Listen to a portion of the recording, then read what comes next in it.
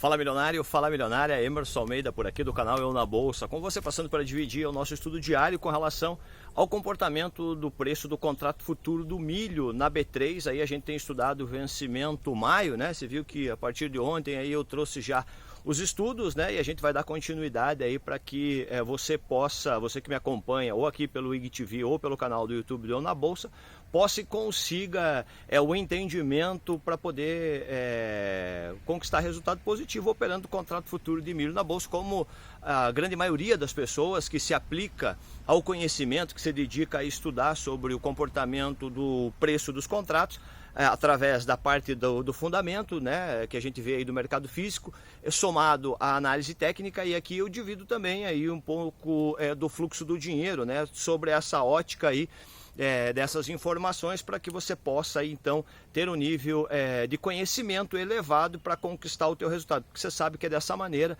que a gente aí vai evoluindo na direção do nosso resultado e da nossa consistência no operacional. Eu estou alguns dias fora do mercado, até mesmo eu estava com uma situação aí particular aí em relação a estar mudando, e também visto aí que o mercado deu uma diminuída no volume. Hoje de novo procurei a operação, mas não consegui encaixar, fiquei de fora de novo, né? Até mesmo porque a gente viu ontem o movimento, né, do mercado deixando para hoje uma expectativa, falando assim, olha, o vendido ontem, né, o mercado ontem ficou no percentual de tela positivo, mas no fluxo, na disputa entre compra e venda, apontou que o urso, ou seja, os vendidos aí ganharam um pouco mais de destaque, o que poderia para hoje gerar uma expectativa na ponta vendedora.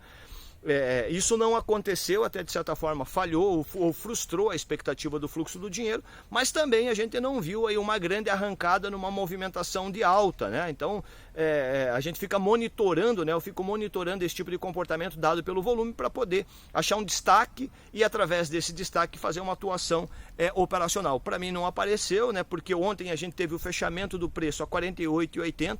Interessante que você que me segue aí pelo IGTV ou pelo canal do YouTube do Eu na Bolsa, volte alguns vídeos para trás para você poder entender, né, um pouco mais dessa leitura, para ficar aí um pouco mais conectado aí o entendimento, né, sobre o desenvolvimento do preço. Vai facilitando o teu nível de conhecimento, teu nível de raciocínio.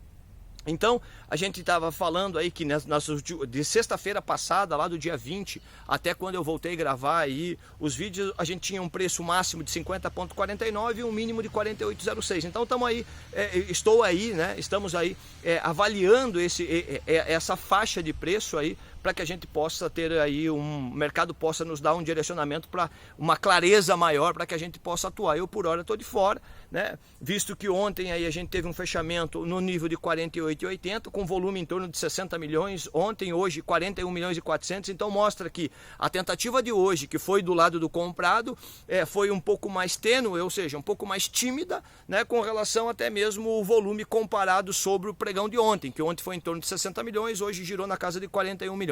Mas mesmo assim, o que vale é o comportamento da disputa entre comprador e vendedor. E querendo ou não, hoje o comprador defendeu, né, porque a gente falava ontem, né, eu apontei no estudo ontem o seguinte comportamento: olha, para a expectativa de amanhã, a gente precisa fazer com que o preço, visto que ele fechou a 48,80, ele tem que andar lá em cima, né, passar da região do 49,30, 49,40, depois 49,85. E hoje o que a gente viu?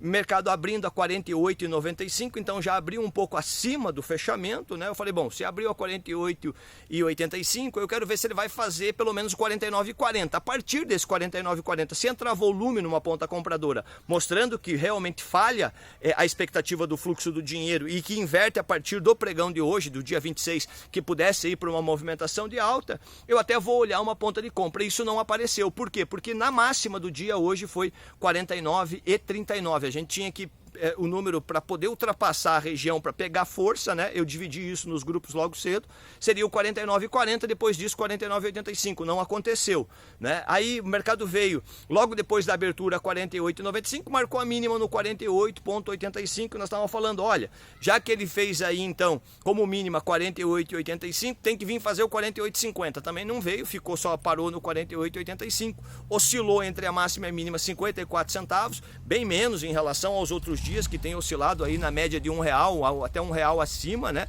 Essa condição aí. E outro ponto importante que eu quero destacar aqui agora com relação ao que está acontecendo no vencimento de maio, que é o CCMK20, que esse é o vencimento que a gente está estudando. E todo mundo que acompanha o mercado de milho tem como parâmetro de entendimento de formação de preço lá no mercado físico o indicador Esalq, que é formado pela pesquisa feita, né, do comportamento do preço no mercado físico. Região de Campinas, é feita uma pesquisa empírica, todo mundo, os pesquisadores ligam para ver qual é o preço que está sendo negociado e lote, né? E através disso fazem uma média ponderada dentro de um parâmetro de estudo que tem dentro da metodologia do cálculo do Esalq e informam esse preço que lá na frente, lá no vencimento de maio, 15 de maio, que dá 45 dias, contando da data de hoje para frente, dias úteis, 45 dias, ele está dizendo assim, olha, essa diferença de 20% aí, que é o preço de bolsa hoje na região de preço de 49,20 com Esalq a 59,50, esses 20% vai ser diluído, né? Ou o Esalq vem dos 50 aí, desse nível de 59,50 para buscar a região mais próxima do preço de BMF, ou o preço de BMF vai andar esses 20% aí para buscar o preço mais próximo da realidade do Esalq. Então, essa abertura eu nunca desde que eu estudo o milho há bastante tempo, eu nunca tinha visto esse spread, né? Ou seja, essa diferença de preço. Claro que eu também nunca tinha vivido uma crise pandêmica dessa, né? A gente nunca tinha passado por uma condição dessa para poder, de certa forma, ter que aceitar essa condição. Porque o que isso significa?